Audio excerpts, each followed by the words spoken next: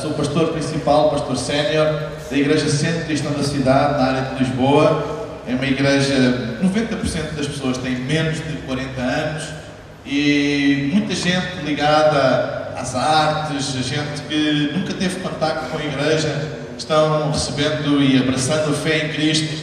Tem sido uma jornada interessante. E eu estava a compartilhar, já tive o privilégio de ir a todos os continentes do mundo, mas nunca tinha vindo ao Brasil, E já estou a aprender bem o sotaque. Eu esta manhã meti água, disse uma palavra que não se deve dizer, porque me avisaram, olha, palavras no Brasil que não podes dizer mesmo, hein? Então se sair alguma coisa, não é mesmo por maldade, hein? Vocês não ok? É por ignorância mesmo. E eu, quando saio da minha igreja e quando viajo, eu digo sempre à minha liderança onde vou fazer, eu disse, olha, eu vou estar no Brasil nesta data. E quando eles olharam para a data, mas isto é a data do Carnaval. Suspeitaram da minha saída. E eu disse, não, eu vou pregar o Evangelho, eu vou estar na igreja. E ontem à noite eu tive o privilégio de estar aqui no Reação e ministrar a palavra e assisti à bateria, não é? E eu fui e tirei algumas fotos e esta manhã eu enviei para o pessoal da multimédia. Nós temos um ecrã gigante no palco onde projetamos as coisas e disse assim, olha, e tirei uma fotografia e mandei, disse, olha, põe lá no ecrã gigante da igreja e diz que eu os enganei. Eu fui mesmo ao Carnaval. Então, olha, receber entretanto um e-mail a dizer que fui despedido, os irmãos recebem-me aqui. Então fico mais descansado. Amém. É um grande prazer estar aqui com vocês e sentir o vosso amor, o vosso carinho e perceber realmente que apesar das diferenças geográficas, temos o Atlântico a separar-nos, em diferenças culturais, que o nosso Deus é o mesmo e que temos família em todo lado. Amém? Eu queria ler em João, no capítulo 19. Vocês estão prontos para a palavra de Deus? É a palavra de Deus que muda, que transforma as vidas. Amém? É a palavra de Deus que transforma as vidas. João capítulo 19, versículo 28 a 33. E o título da minha mensagem é O fim de uma época não é o teu fim. O fim de uma época não é o teu fim. E queria ler em João capítulo 19, versículo 28 a 33.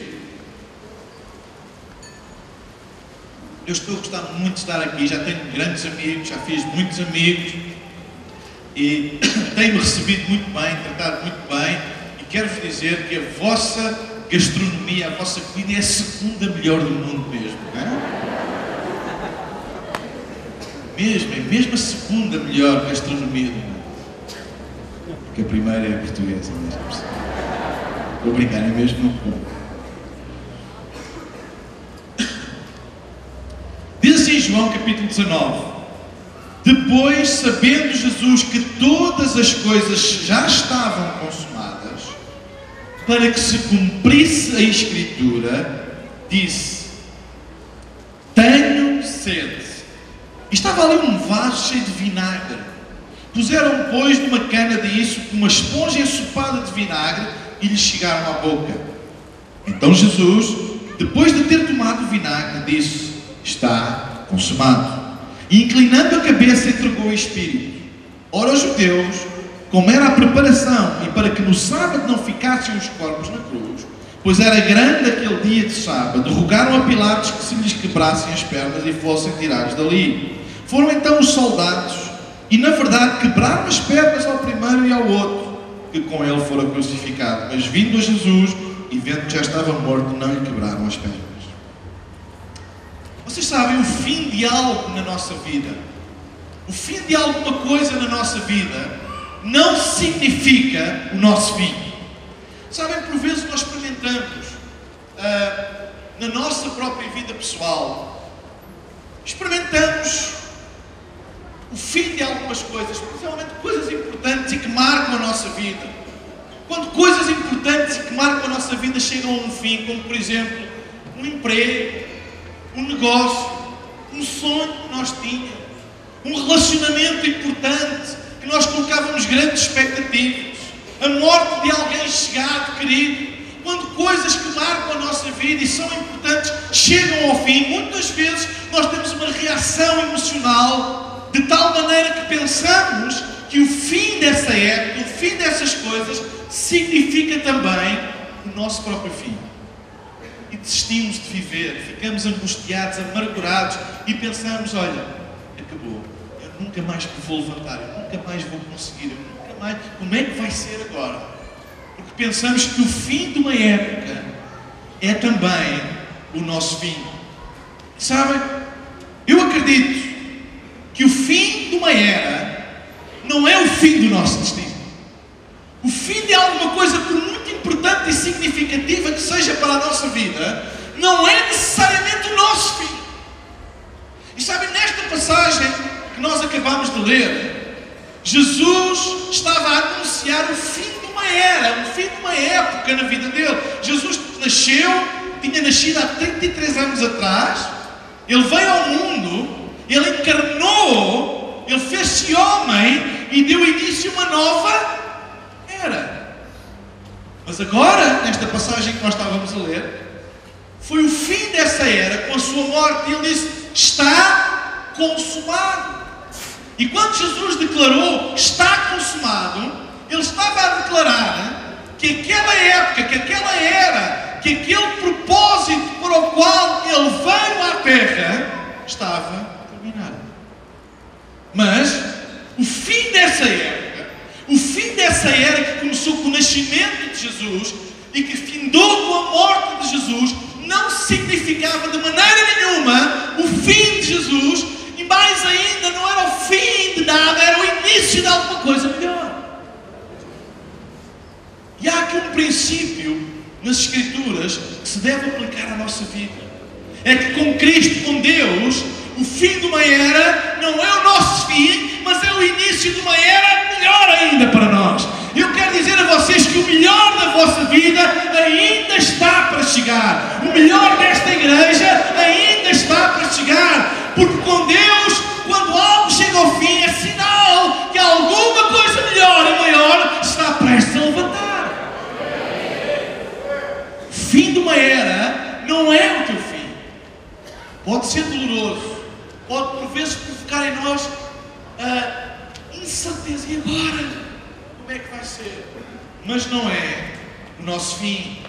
O fim de um momento, o fim de alguma coisa importante. E talvez haja pessoas aqui nesta manhã que estão a enfrentar a dor da perca de alguma coisa. A dor de perder alguma coisa que colocaram expectativas, alguma coisa que era bem importante para vocês e que nem tem explicação porque é que acabou, mas acabou. E muitas pessoas, e podem estar aqui algumas, podem ser tentadas a pensar, e agora? Como é que vai ser? Muitas vezes pessoas perdem o emprego, dizem, agora?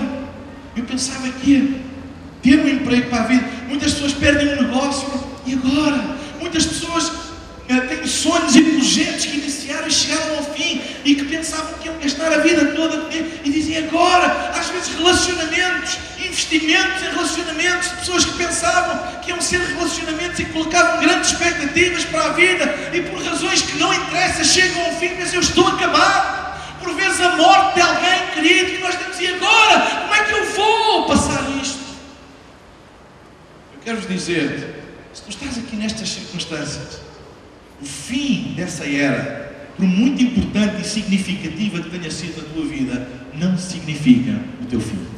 Amém?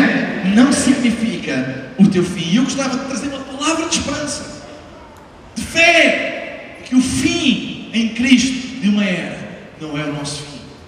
Gostava de ler em Apocalipse, no capítulo 22, versículo 13. Apocalipse 22, 13. E diz assim: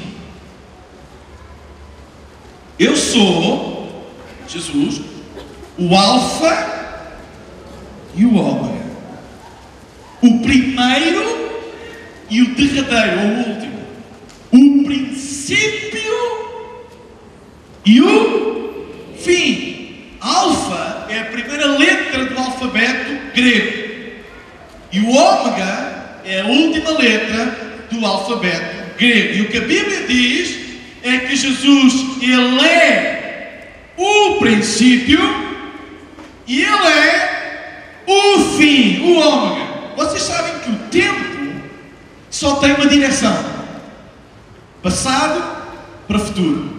O tempo não anda para trás. O tempo tem de fluir, que é em direção ao futuro, e não para. Nós podemos dizer, e pensar e tentar ficar agarrados ao passado, mas é irreversível. O tempo anda, flui em direção ao futuro. Não há nada a fazer. Em Portugal nós temos muitas vezes este ditado: quem me dera que o tempo voltasse para trás. Não sei se aqui usam. Quem me dera que o tempo voltasse para trás. Mas não volta. Não volta para trás. Quem me dera saber o que sei hoje e voltar há 20 anos atrás. Mas não volta. Porquê? Porque o tempo só tem uma direção. É a direção do futuro. E Jesus diz: eu sou o alfa, o princípio, mas eu sou o ômega, o fim. É esta a direção. Do passado para o futuro. Não há como dar volta a isto.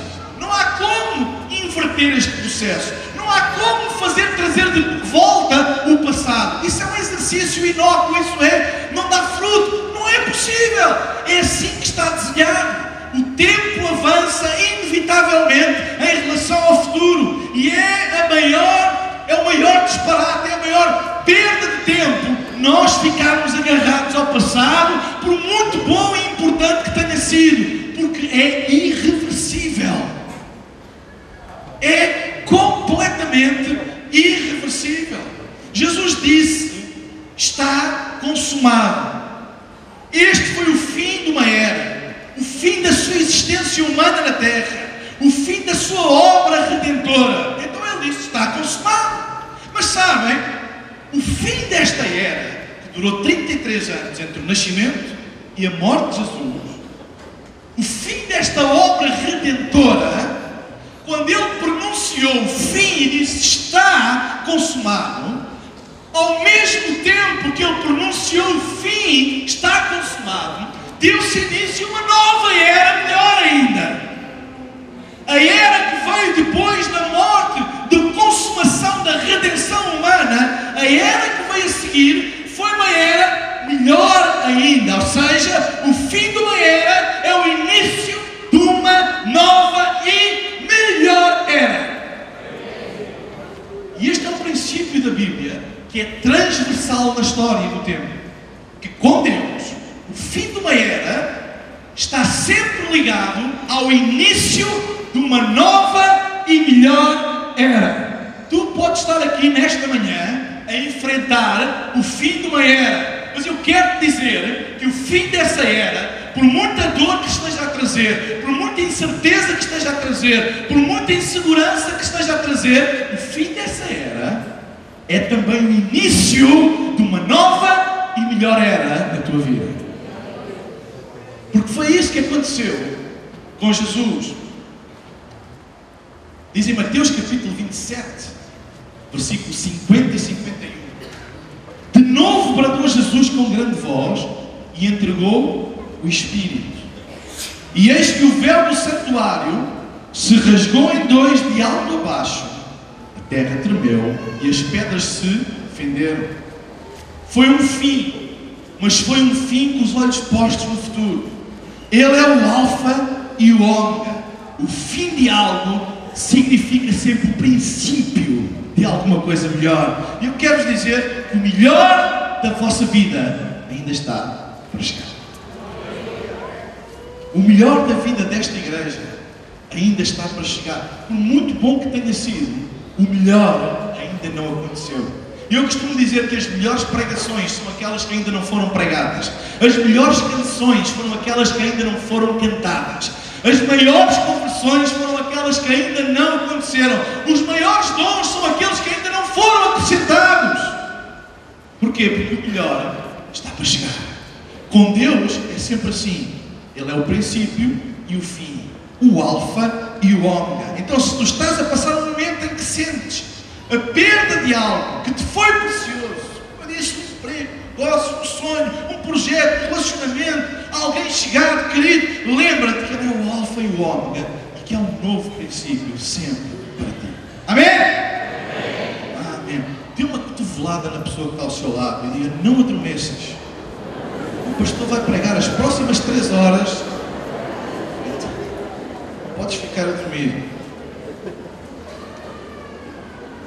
Não vou nada pregar 3 horas, estou a brincar, são 2 horas e 55 minutos.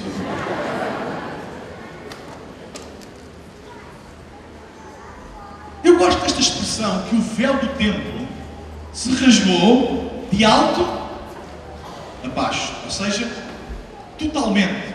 Não foi um rasgozinho, foi um rasgo completo, de alto a baixo. Vocês sabem que o véu do templo era um tecido grossíssimo que separava dois locais distintos do santuário do templo: o lugar santo do lugar santíssimo. O lugar santíssimo era o lugar no templo onde estava a Arca da Aliança, a Arca do Concerto, que simbolizava a presença de Deus. E diz que na Velha Aliança, somente uma vez por ano, o sumo sacerdote podia entrar na presença de Deus. Ou seja, a presença de Deus era alguma coisa restrita a uma pessoa uma vez por ano. E se alguém entrasse na presença da Arca da Aliança sem ser o sumo sacerdote uma vez por ano, era automaticamente morto. Quem é que já viu aquele filme? Vocês vão ao cinema aqui? Vêem filmes? Falem lá comigo, vem. Quem é que já viu Indiana Jones? Então, estou em casa. Eu gosto de Indiana Jones. Indiana Jones, eu sei, olha, a referência do pastor Fabiano é Abraão. Outros é Moisés. Outros é... Olha, a minha referência é o Indiana Jones. Indiana Jones é o meu sonho. Gosto de Indiana Jones. Então, no primeiro filme da saga de Indiana Jones, que é Os Salteadores da Arca Perdida. Quem é que já viu esse filme? Sim senhor. Esse filme relata a tentativa da descoberta da Arca da Aliança. E no final do filme, finalmente Indiana Jones descobre a Arca da Aliança. Mas os nazis, os alemães, nunca foram... Aqui algum alemão? Aqui alguém da Alemanha? Posso falar à vontade? Os alemães apanharam Indiana Jones e a sua companheira, não me enganei desta vez, a sua garota. Eu de manhã disse outro nome e disseram: não podes dizer esse nome no Brasil. Então na segunda reunião, já sei dizer, Indiana Jones e a sua garota. Vais-me lembrar aquela música Garota de Ipanema. Em Portugal diz-se outra palavra que eu não vou dizer aqui. No fim, eles foram apanhados pelos nazis. E os nazis apoderaram-se da arca. E depois fizeram o maior erro da vida deles. Foi abrir a Arca da Aliança. E no filme, eu adoro aqueles efeitos especiais, cheios de coisa. E eles começam a ficar, a carne deles começa a sair do rosto. E começam a ficar transformados em esqueletos, completamente. Assim, olha pastor de Portugal, vi falar uma coisa destas aqui no Brasil. Mas é verdade, então começam a ficar e a definhar. E o Indiana Jones diz para a sua garota: não olhes, vira a cara, porque se olharmos para a arca vamos ser consumidos. Eles não olharam e viveram, o resto morreu tudo. Então estão a ver, até o Indiana Jones mostra que a Bíblia é verdadeira. Não pode olhar para a Arca da Aliança. A presença de Deus era um local restrito. Uma vez por ano, o sumo sacerdote. Mas diz a palavra de Deus, quando Jesus disse está consumado, ou seja, quando Ele acabou determinada era na sua vida, a era da redenção, diz que nesse exato momento, o véu que separava o lugar santo do lugar santíssimo, que era um símbolo da velha aliança, em que separava a presença de Deus do povo, diz que esse véu, sobrenaturalmente, ninguém o rasgou, rasgou-se, e diz que de alto a baixo, completamente. Há aqui um simbolismo importante, que o fim de uma era, o fim da era da obra redentora de Jesus na terra, teve um sinal, e o sinal foi o rasgar do véu que separava o lugar santo, o lugar santíssimo, que separava a presença de Deus das pessoas, e rasgou de alto a baixo. O véu era um símbolo da antiga aliança, uma cortina de separação. Quando Jesus disse está consumado, rasgou-se de alto a baixo. O que é que isto quer dizer? Que uma nova era tinha começado. Uma nova era em que não apenas uma pessoa podia entrar na presença de Deus, mas a partir daquele momento, a partir do fim daquela era, iniciava-se uma nova era em que todas as pessoas, de todas as nações, de todas as épocas, podiam ter acesso à presença de Deus. E hoje nós estamos aqui na presença de Deus porque o fim de uma era aconteceu e deu início a uma nova era. Por isso nós estamos aqui, uma era maior, uma era mais abrangente. Ou seja, o fim daquela era não foi o fim de Jesus, não foi o fim da humanidade, mas foi o início de alguma coisa melhor, maior, mais poderosa, mais abrangente. E há aqui um princípio, meus amigos. Quando tu percebes que o fim de uma era é o início de uma maior, então é sinal que alguma coisa maior vai chegar à tua vida. Mas é importante tu rasgares o véu. É importante tu quebrares com tudo aquilo que te prende a essa época do passado. Vocês sabem, por exemplo, em Portugal, quando há muito esta tradição, Portugal é um país muito católico, é esta tradição de culto da morte. Quando alguém morre, as pessoas ficam muitas vezes até o resto das vidas em luto, vestem preto o resto da vida, semblante carregado, triste. A vida deles parou ali. E sem dúvida, são momentos angustiantes, são momentos trágicos, mas a realidade é que a vida continua. Sabem, eu acredito que o fim de uma era, por mais trágico que seja, não é o nosso fim. Deus não nos vestiu com luto, mas Deus deu-nos vestes de louvor. Amém? Deus deu-nos vestes de louvor. E eu acredito que o fim de uma era não é o nosso fim, a vida continua. E algo melhor está para chegar na nossa vida. O rasgar do véu foi o símbolo da nova era. E tu não podes dar início a uma nova era na tua vida enquanto estiveres preso ao passado. Enquanto estiveres preso a coisas do passado. Olha, eu dou graças a Deus por esta igreja. Tem 70 anos de história. A minha igreja tem 9 anos de história, basicamente. Há 9 anos que a igreja tem personalidade jurídica, legalmente existe, embora eu já tinha um grupo familiar em minha casa, etc, mas já há 9 anos começou o centro disto na cidade. 9 anos de história, muito pouca história. Mas vocês têm 70 anos de história. Em 70 anos de história, muita coisa boa passou. Muitas eras, muitas épocas passaram na vida desta igreja.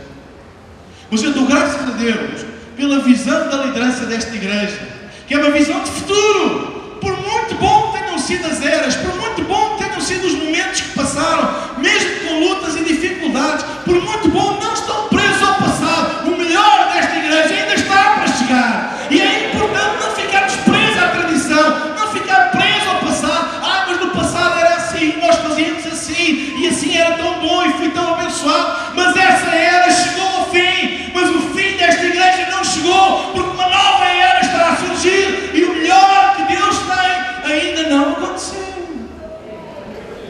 Há que rasgar o véu, por vezes há que quebrar paradigmas, há que quebrar tradições, há que rasgar de alto a baixo e dizer foi bom, foi algo de Deus, mas agora há alguma coisa nova está para chegar. Vocês sabem, muito se fala, e na Europa fala-se, acerca do mover de Deus. E eu ouço coisas como esta. Ai, Deus está-se a mover naquele lugar. E eu pergunto, Deus está-se a mover naquele lugar? Então quer dizer que Ele não se está a mover noutro lugar? Ai, Deus precisa de... Como que eu estou a dizer? Deus precisa de se mover na Europa. Porquê? Deus está parado? Está paralítico? Deus está tipo... Não! Deus está sempre a mover-se. Nós é que não. A igreja é que por vezes fica presa ao passado e não apanha o mover de Deus, porque Deus está sempre a mover. Deus nunca parou. Na história, Deus não para. Deus é o princípio, o fim, o alfa e o ômega.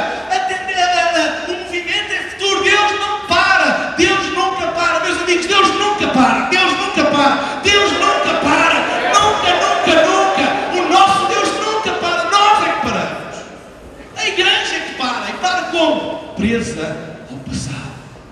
Foi assim. Sabem? A Europa é considerada um continente pós-cristão. Os grandes sociólogos dizem que a Europa é um continente pós-cristão, ou seja, o cristianismo é história. Igreja é história. É irrelevante agora para o presente. E há gente que diz, temos que combater esse demónio do secularismo, temos que combater essa mentalidade que a Europa é pós-cristã, porque a igreja, não tem que combater isso. Nós temos que combater as razões pelas quais a Europa se tornou pós-cristã, e porque é que deixamos de ter, a Europa deixou de ter a influência da igreja. Deus não para. Sabe porquê? Ficam agarrados a tradições. Sempre foi assim. Sempre se fez assim. Eu dou graças a Deus, porque apesar das diferenças culturais, eu ontem estava aqui no Reação, eu senti-me em casa, isso é isto. Deus entra na cultura do povo, Deus usa a cultura do povo e comunica a mensagem. Amém? Então, em vez de fugir para um retiro e ficar isolado com medo do carnaval, então colocam-se no meio do carnaval e dizem: Jesus está vivo, Ele dá esperança a vocês precisam dele. É isso mesmo, porque Deus não para, Deus não foge. Vocês sabem, Deus não se retira.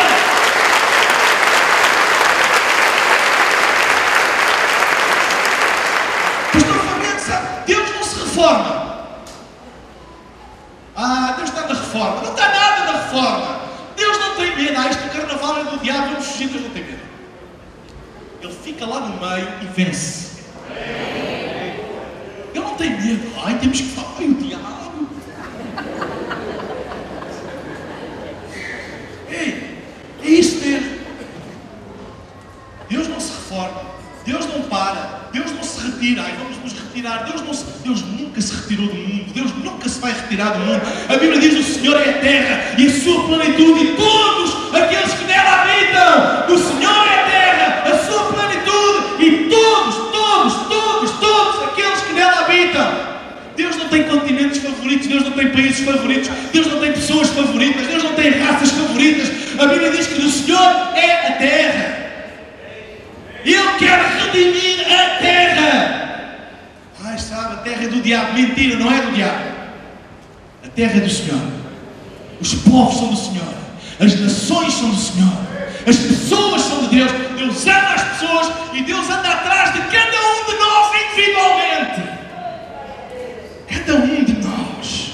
Deus não desiste de ninguém. Deus não abandona ninguém. Deus não diz: este não dá, ali é impossível, aqui não há, na Europa é muito difícil. Sabe, para Deus é igual, para Deus não há impossíveis, para Deus não há grande nem pequeno, não há difícil nem fácil. Ele é omnipresente, Ele tanto faz aqui como faz lá, como faz lá, como faz aqui, porque Deus não se retira, Deus não se reforma, Deus não foge, Deus não se esconde. Deus quer estar no centro, Deus quer estar onde está a ação, Deus quer estar no core da sociedade, trazendo transformação. Há que rasgar o véu, há que cortar com a tradição. Que Deus não para de se mover. Então, eu agradeço a Deus. Eu sei que vocês têm orado pela Europa. E a Europa precisa de oração. Mas sabe quem é que precisa de oração na Europa? A igreja. Porque os europeus são duros. Sabe o que é duro? É a cabeça da igreja que é dura. Aqui usa muito cabeça dura. Cabeça dura é alguém que não quer mudar, não é? Aquela é mesmo cabeça dura. E vocês sabem, o problema da igreja na Europa é a cabeça dura da igreja, não quer mudar. Então orem para que Deus dê na cabeça da igreja. E há um ditado em português que diz assim: água mole em pedra dura, tanto bate até que fura. Amém? E o meu sonho, a minha paixão sabe, o que precisa de mudar é a igreja, é a mentalidade, é rasgar o véu de alto a baixo. É uma nova era. Deixa lá o passado. Mas no passado Deus fez. É verdade, Deus fez. A grande reforma protestante destes heróis da fé, como Martinho Lutero, João Calvino, Começou na Europa. Ai, nós temos que trazer de volta. Não há nada que se possa trazer de volta. Martinho Lutero está enterrado, bem enterrado, está na glória com Deus, ele já não volta mais. Não pode. Ai, quem me dera, quem me dera. Um novo dia está a nascer, algo novo, porque o nosso Deus não para, Ele é criativo. Ele não precisa de imitar nada do passado, Ele não precisa de reavivar nada do passado, Ele cria novo. Há uma expressão, eu espero que me entendam, eu não estou a criticar esta expressão, mas há uma expressão que eu percebo a intenção, mas a mim faz-me um bocado de urticária. Sabe o que é urticária? Que é a expressão, ó Deus, reaviva. Porque a palavra reavivar é trazer de volta alguma coisa que morreu. Certo?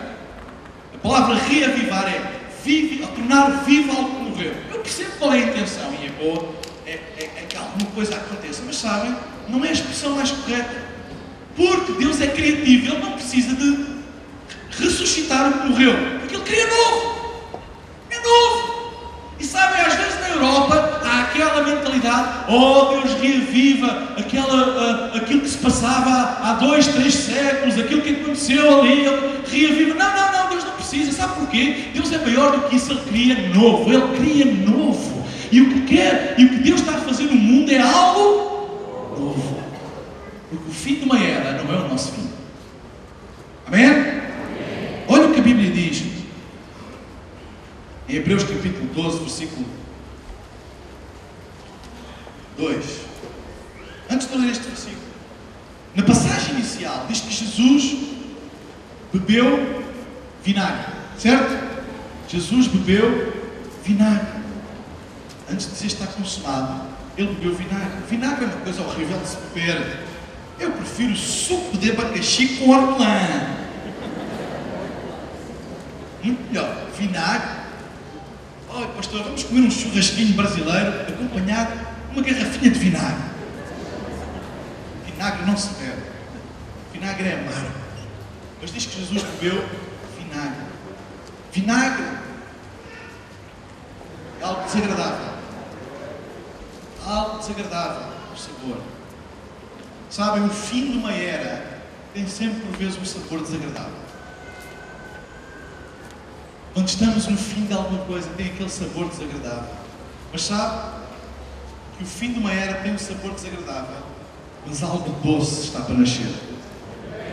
E a Bíblia diz em Hebreus capítulo 12, versículo 2: fitando os olhos em Jesus, foquem-se nele, que é o autor e consumador da nossa fé, o qual pelo gozo que lhe está proposto, suportou a cruz, vinagre, desprezando a ignomínia, e está assentado à direita do trono de Deus. Olhe bem, olhe para Jesus, tenham-no como exemplo. Ele, por causa do gozo, da alegria que estava para chegar, suportou a dor da cruz e sentou-se à direita de Deus. Pai, há aqui um princípio. O fim de uma era traz sabor a vinagre, amargura, não sabe bem, é doloroso. Mas a Bíblia diz que Jesus suportou isso por causa do quê? Do gozo que lhe estava proposto, aquilo que haveria de acontecer. Você sabe o que quer dizer uma proposta? Uma proposta? Sabe o que é uma proposta? Uma proposta é alguma coisa que ainda não aconteceu. Se eu chegar aqui ao pé deste amigo, como é que te chamas? Demétrios. Se eu fizer uma proposta a Demétrios, Demétrios, queres vir trabalhar comigo para Portugal? Olha, eu arranjo-te assim, arranjo-te uma casa, eu estou-lhe a fazer o quê? Uma proposta. Já aconteceu? Não, ele vai ter que decidir se aceita ou não aceita. Mas uma proposta é alguma coisa de futuro. Certo? E ele é que vai decidir se aceita ou não aceita. É a esposa.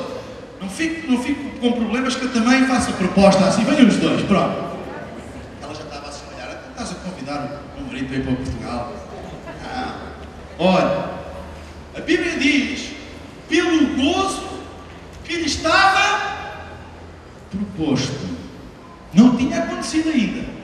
Era uma proposta.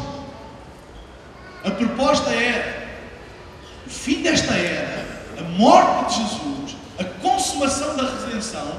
Tinha uma proposta. E qual era a proposta? A redenção de toda a humanidade. Então isso trouxe gozo, ou seja, eu vou suportar o vinagre, eu vou suportar a dor do fim desta era, porque eu sei que o melhor está para chegar. O gozo que eu vou ter em que toda a humanidade venha à presença de Deus vai dar-me força para suportar isto. E há aqui um princípio, eu quero te dizer, tu podes estar a passar um momento de dor, um momento de ansiedade, um momento de angústia, mas fica firme, Senhor, fica firme em Deus, por causa do gozo que te está proposto da nova era que vai nascer na tua vida, da nova época que vai nascer na tua vida, porque agora podes estar a experimentar o vinagre, mas brevemente vais experimentar o doce de uma nova era, de uma nova etapa na tua vida com Deus. Amém? Posso ouvir um amém? Amém? Aleluia! Jesus suportou a dor do fim de uma era pelo gozo, pela alegria, pela expectativa de que viria o início de uma nova era.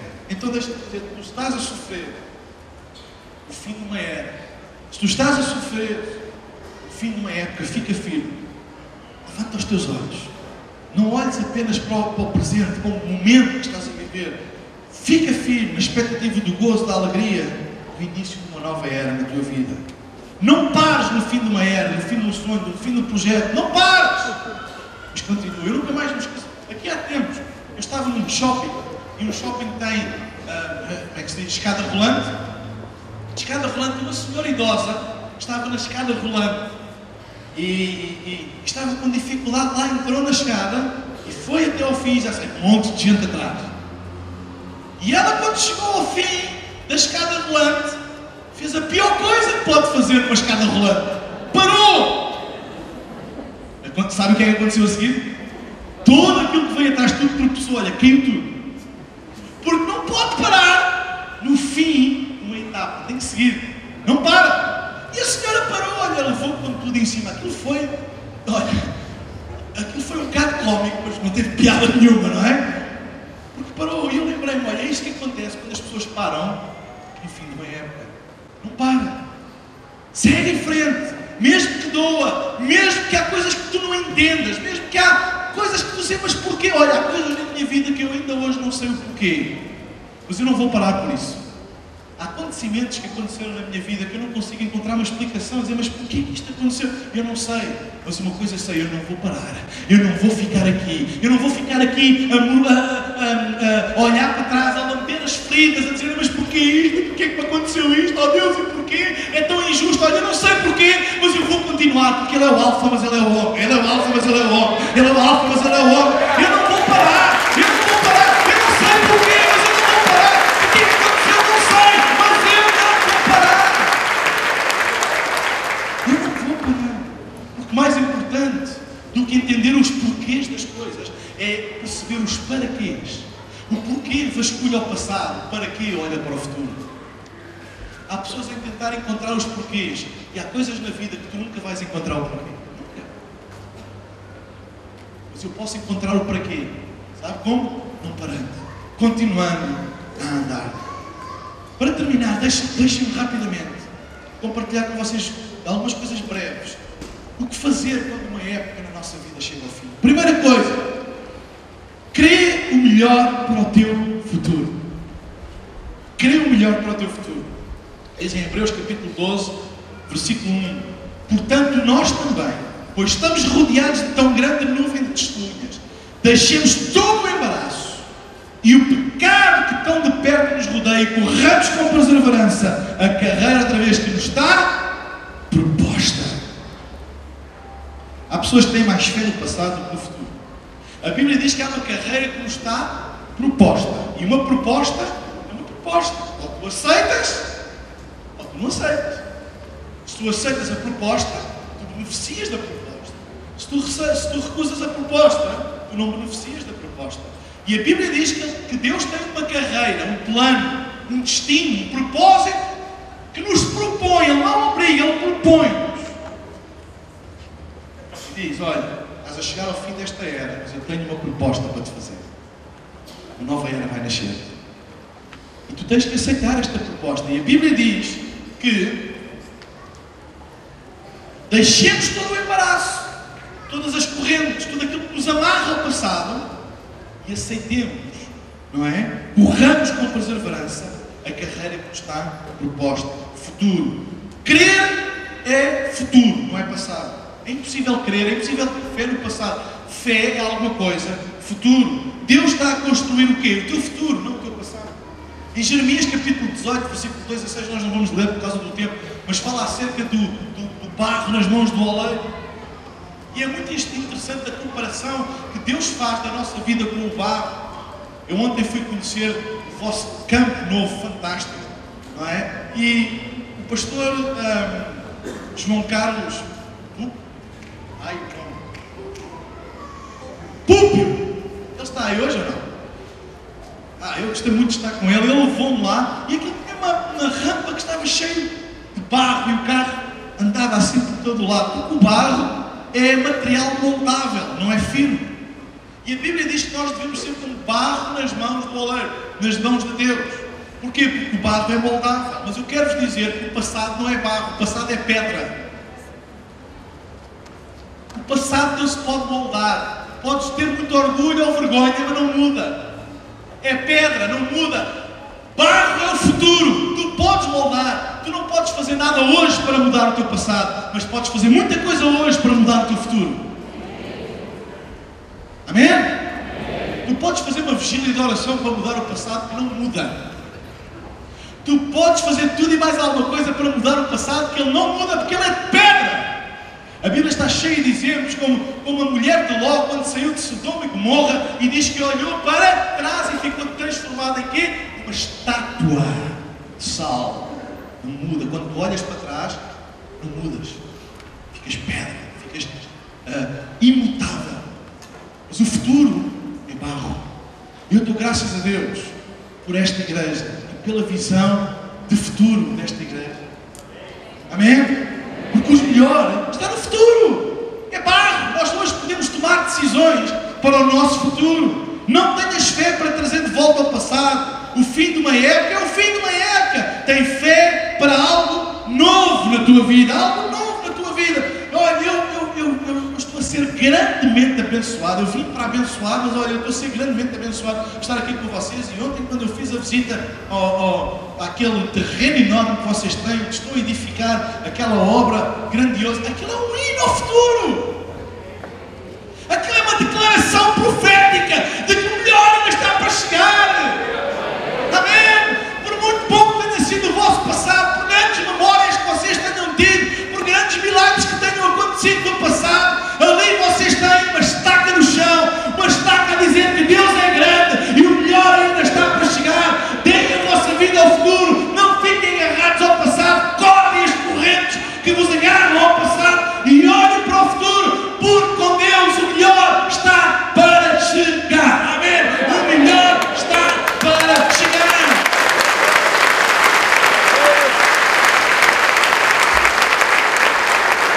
Segunda coisa, fala ao teu futuro. Fala ao teu futuro. Falar ao passado é inútil, mas falar ao futuro é profético. Falar ao futuro é profético. Muitas pessoas falam hoje em ser profético. E eu às vezes digo, alguns não são proféticos, são patéticos. Ai, Deus vai trazer aquilo do passado. Deus não traz nada do passado. Isso não é profético. Profético é falar ao futuro, não é falar ao passado. Profético é declarar a existência, aquilo que ainda não existe. Profético é falar aquilo que Deus quer, mas que ainda não existe. Por isso eu disse que aquela obra que vocês estão a fazer, eu vou anunciar isto aos 4 cantos do mundo, é uma declaração profética. Vocês podem dizer, pastor, não fazem ideia, aquilo vai nos custar, aquilo vai dar um trabalho, aquilo vai nos dar muita dor de cabeça, muita luta, muito momento de desânimo. É verdade. Mas não desistam. Falem ao futuro, falem ao futuro, falem ao futuro, porque falar ao futuro é dar material a Deus para Ele edificar o nosso futuro. Fala ao futuro. Amém? Fala ao teu futuro. Não fales ao teu passado. Quando falamos a palavra, a vontade de Deus ao nosso futuro, nós estamos a fornecer material para a sua construção. Quando chegamos ao fim de uma era, na nossa vida, por vezes tendemos a falar negativo. Ai, foi tão bom. Quem me dera viver de novo aqueles tempos que eu vivi.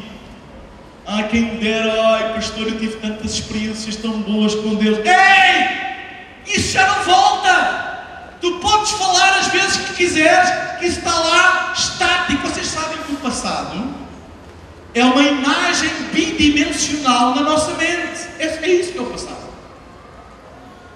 A única coisa que a gente tem do passado é uma imagem bidimensional. E deixa-me dizer uma coisa, não sei se já pensaram nisto, mas a Bíblia fala de nós não termos ídolos, imagens. Há pessoas que transformam o passado num ídolo. O passado é o ídolo deles, porque é uma imagem que eles têm. É uma imagem bidimensional, mas é um ídolo. E a Bíblia diz, não fareis para vocês ídolos, imagens. O passado é uma imagem que nos deve trazer gratidão, mas nunca servi-la. Senão é idolatria. E há pessoas que pensam que idolatria é só ter a senhora daqui e a senhora daqui, que também é idolatria.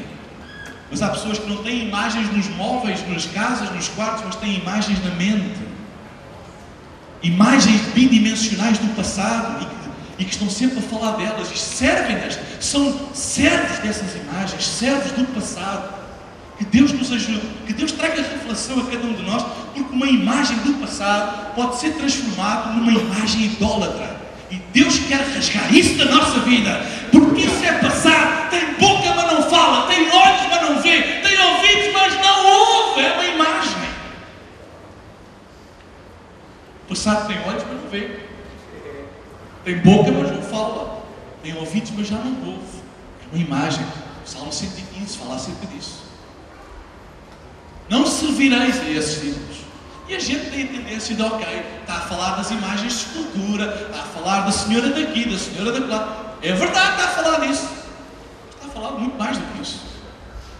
Porque há ídolos que não estão nas nossas prateleiras, mas estão nas prateleiras da nossa memória. E que eles têm que ser retirados da nossa vida. Amém? Ei, eu não estou zangado com vocês, eu estou entusiasmado. Amém? Temos que quebrar a idolatria. Quebrar essa idolatria das imagens da nossa mente do passado. Terceira e última coisa, sabe, um pregador acaba sempre a mensagem 3 vezes. Este é o terceiro final. Rapidamente, eu não vou tomar mais tempo de vocês. Tenha um compromisso com o teu futuro. Fica comprometido com o teu futuro e não com o teu passado. Entrega a tua energia, tempo, saber na construção de um futuro. Serve esta igreja. Esta igreja tem uma visão de futuro. Então é um bom sítio para tu gastares, para tu semeares a tua vida. Serve esta visão, porque esta visão está não somente a pensar nesta geração, mas na geração que vem, na geração que ainda não nasceram. Sabem? É uma visão transgeracional. E a melhor maneira de nós semearmos a nossa vida é semearmos em gerações. Deixa-me dizer, olha, rapidamente, deixa-me dizer outra coisa. Vocês sabem que o homem tem uma parte em si que é eterna? Não morre? A Bíblia diz que mesmo quando o nosso corpo baixa à sepultura e o nosso espírito continua a viver, o homem tem uma parte eterna, fruto da imagem de Deus. Mas sabem, eu acredito que a eternidade do homem não é apenas o seu espírito que é imortal e que sempre continuará a viver mesmo depois da morte física. Eu acredito que a nossa eternidade também é refletida quando nós semeamos na vida dos outros.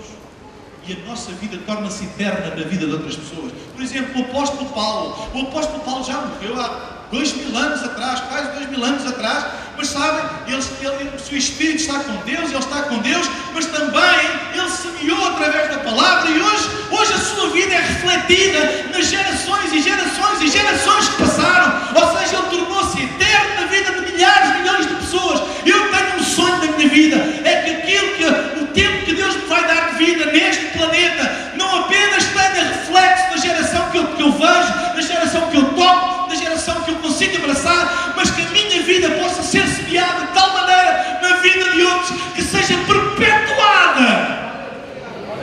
E isso faz parte da nossa eternidade também. Deus pode semear, nós podemos semear a nossa vida. Eu acredito, nós podemos semear a nossa vida noutras gerações. E mesmo nós já cá não estando neste planeta, a nossa vida continua a falar do que semeamos na vida de outros. O maior ato de sabedoria que alguém pode ter, e um líder, um verdadeiro líder, não é aquele que pede para que os outros semeiem nele, mas é aquele que semeia na vida dos outros.